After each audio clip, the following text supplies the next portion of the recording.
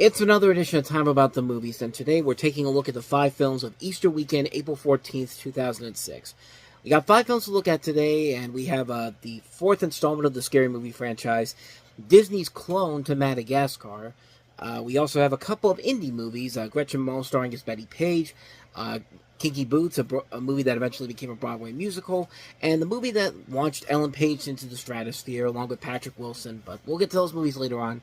But let's start with the biggest new release of the weekend, and that is the David Zucker-directed fourth installment of the Scary Movie franchise, Scary Movie 4.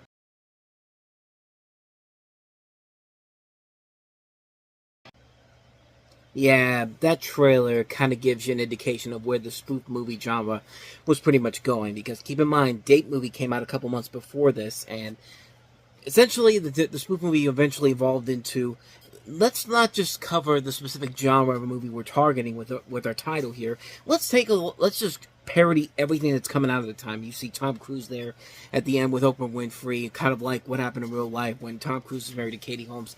That was a remarkable time if you grew up around that time period. But in this film, Anna Faris once again is back as Cindy Campbell, who's hired to work at a cursed house as caretaker of an old lady and meets the ghost of a boy, The Grudge. Meanwhile, the teenage son Robbie and the young daughter Rochelle of his next-door neighbor and crane operator Tom Ryan are spending the weekend with their loser father. Cindy and Tom meet and fall in love with each other, but when giant tripods invade Earth, the War of the Worlds, Tom escapes with Robbie and Rachel. Cindy travels to the village, trying to find an answer to a riddle to save the world, and the President of the United States, played once again by Leslie Nielsen, organizes the defense of the planet in the United Nations under his intelligence and leadership. I've gone on record saying that I prefer these scary movies over the Wayans Brothers scary movie films. I just like these ones better.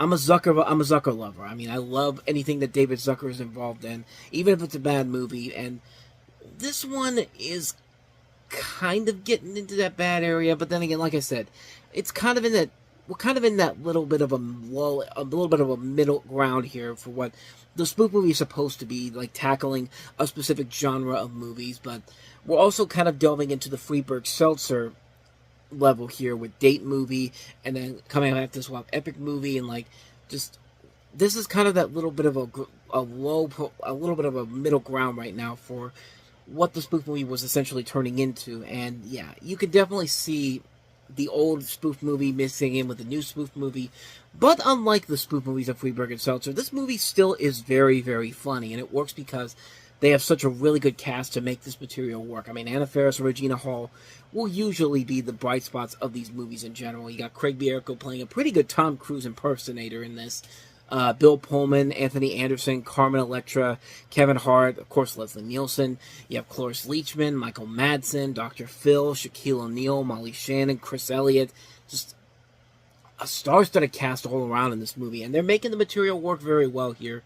And yeah, there's a lot here to still like about the movie, even though there are a lot of jokes more in this film that do definitely falter under what we would expect to see from a movie like this. There are a lot of jokes that aren't really all that funny, not really all that clever overall. Like, there's just parodies for the sake of parodies. Like, there's a Brokeback Mountain parody in this because Brokeback Mountain had just come out a couple months prior.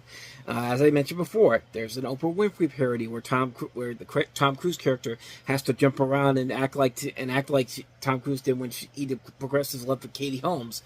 I mean, there's a lot of elements in here that are just there to be like, hey, remember when this moment happened? Remember when this moment happened?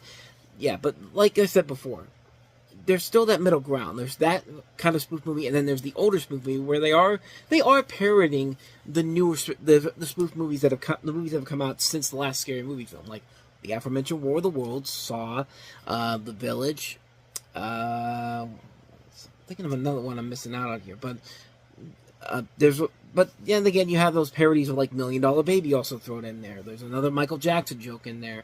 The poster for this actually has King Kong on the front of it, even though he's nowhere in the movie, which I guess was a segment that they had to pull out of the film. But the film overall is still a fun film. It's still a movie that I've got a ton of laughs out of, but then again, that's just because I like the David Zucker movies. I like any movie done by the Zucker brothers in general here. I still think they had their heart and soul put into this, even though there's clearly signs of the new era of spoof movies to come, as a lot of the jokes in here don't really have that same spark that they did in the last movie in general, but this movie is still very entertaining. It certainly kicks the crap out of what they did with Scary Movie 5, which just completely ruined that series altogether. But hoping that the next film, this new reboot that they're doing, hopefully they change that around. But Scary Movie 4 was a pretty good film. I'm not as good as Scary Movie 3, but it's the Zucker Brothers. I like the Zucker Brothers movies in general, so I like it because of that. So I give it I give it a pass on that level alone. But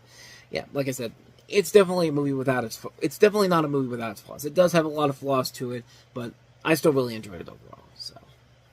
So with that said, let's go ahead and move on to our next movie, and it's literally Disney's knockoff of Madagascar. I mean, they could say that, oh, this movie was being made around the same time. We had no idea. It's just like, really? This movie, The Wild, you're going to tell me that this movie, you had no idea it was really getting made at the time?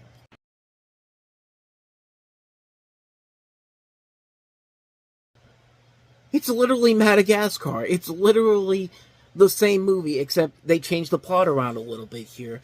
But it's still a group of these animals. They still have to go out of their normal, natural habitat in the zoo and head to Africa to go find their son. I mean, not only are we taking bits from Madagascar, we're taking from Finding Nemo, we're taking from The Lion King. I mean, it's literally every single one of those movies I mentioned.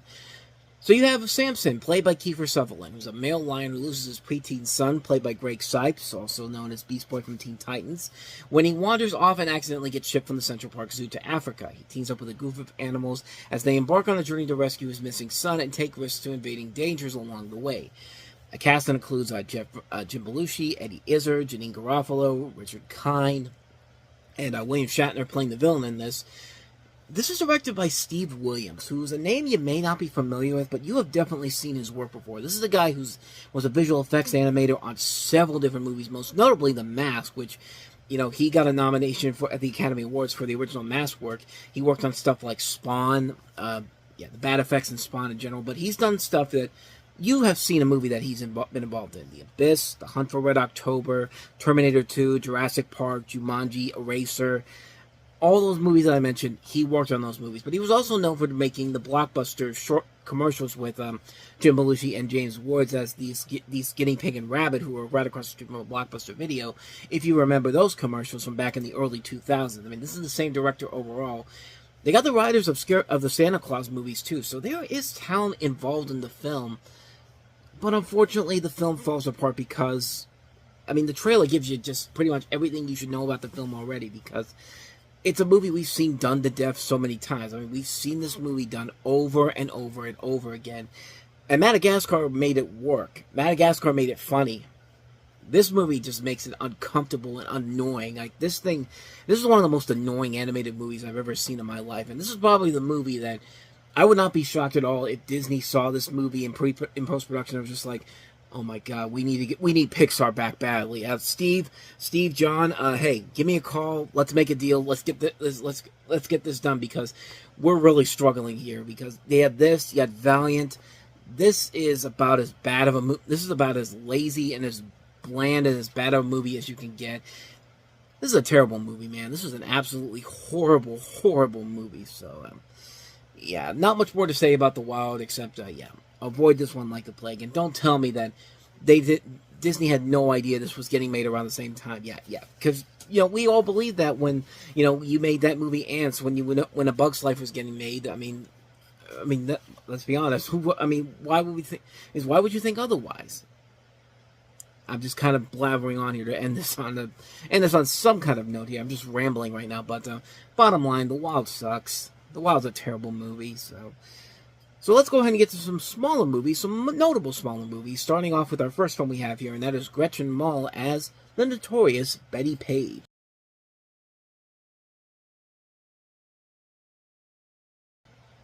I mean, she's really the best thing about the movie. Gretchen Mol is Betty Page, and of course, this is a story about the life of the pinup and bondage model, the most famous pinup and bondage model of all time, Betty Page, played by Gretchen Mol.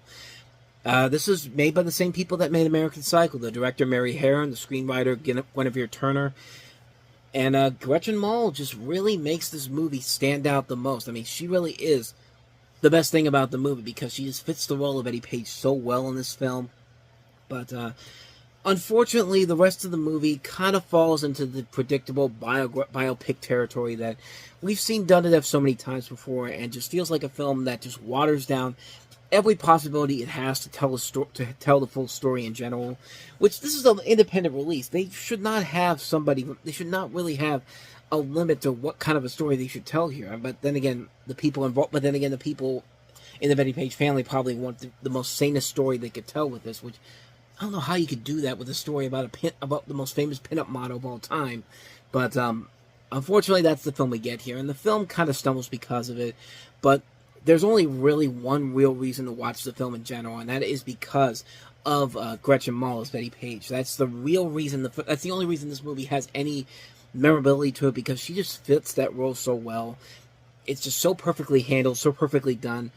Unfortunately, the rest of the movie just doesn't work around that. It just feels like a film that is really struggling to find a way to tell this, to make a great movie out of this, when it feels like it's kind of stuck in a direction of what it's trying to do in general here. Like, it doesn't really have an overall set goal at the end of the movie. But the overall best thing about the film, like I said, is Gretchen Mol. She's the one person that really carries the load and makes this movie as special as it is, and it works solely because of her. But it's one of those movies where I look at it and just kind of like, the only reason to see the film is because of its leading star. Other than that, though, for a one-time watch, it's just worth it just for the one-time watch. But other than that, though, you really don't need to watch this movie in general, unless you really have a keen interest in Betty Page in general. But other than that, though, there's no real other reason to watch the film in general. But it should have been so much more. It's a disappointment, but a disappointment that has value to it, but just enough there to say, for a one-time watch, it's fine, but you definitely wanted to see more from it. I wanted to see more from it, at least. So that's a Notorious Betty Page. So let's go ahead and move on to our next movie, which is Kinky Boots.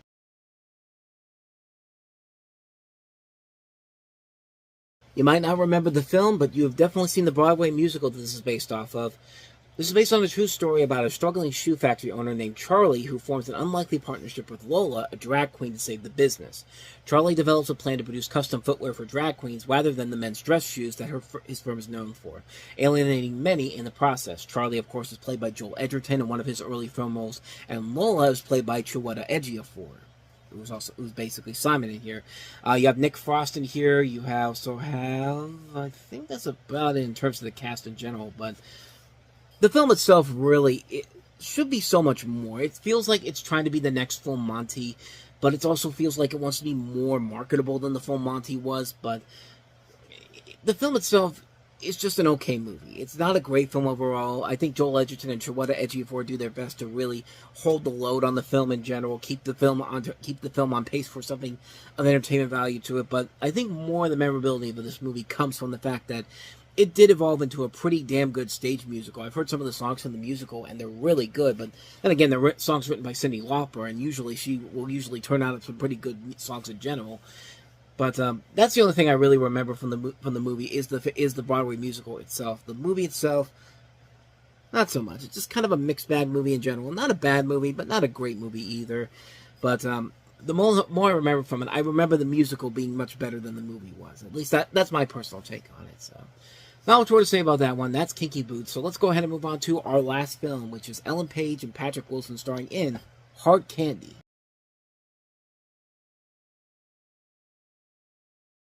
Like I said, this is the movie that kind of introduced us to the world to Ellen Page. Of course, now she's Elliot Page, but Patrick Wilson is also in here too. He plays the story is that Ellen Page plays a 14-year-old female vigilante who's trapped and torturing of a man, played by Patrick Wilson, she suspects of being a sexual predator. And this is directed by David Slade. David Slade will later go on to direct 30 Days of Night, and probably the overall best Twilight movie, Eclipse, which even then is not really all that great in general here. But this is a film that really took a lot of people by surprise. It was a movie that was very well received by critics. It was a marginal hit at the box office, and like I said, it helped to usher the careers of both Wilson and Page as a whole.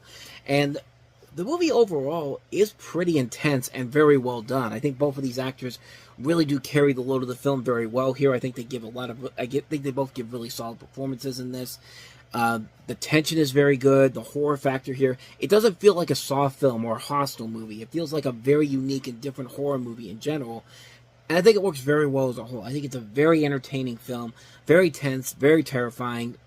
Ellen Page and Patrick Wilson really give it their all in this. It's a really good movie. It's a great movie that I really do recommend. A very underrated gem. Definitely check it out. Hard candy. And so, with all that said, we wrap up another edition of Time About the Movies. Now, the next time we meet, we'll take a look at 3 more movies, including the feature film adaptation of Silent Hill. We also have Kiefer Sutherland starring in The Sentinel, along with Michael Douglas. And also American Dreams, the latest film from the directors of About a Boy, and also the guys who brought us the first American Pie. So we'll take a look at those 3 movies all on the next episode. That'll be up tomorrow. But until then, thank you so much for watching, and if you want to see more videos like this, please hit the place on the next page, check out the previous episode, and also don't forget to hit the like, subscribe, and notification button because we post videos every day, and this way you get updates on when the new videos come out. Now, with all that said, I am off. I will see you guys next time, and until then, as always, take care.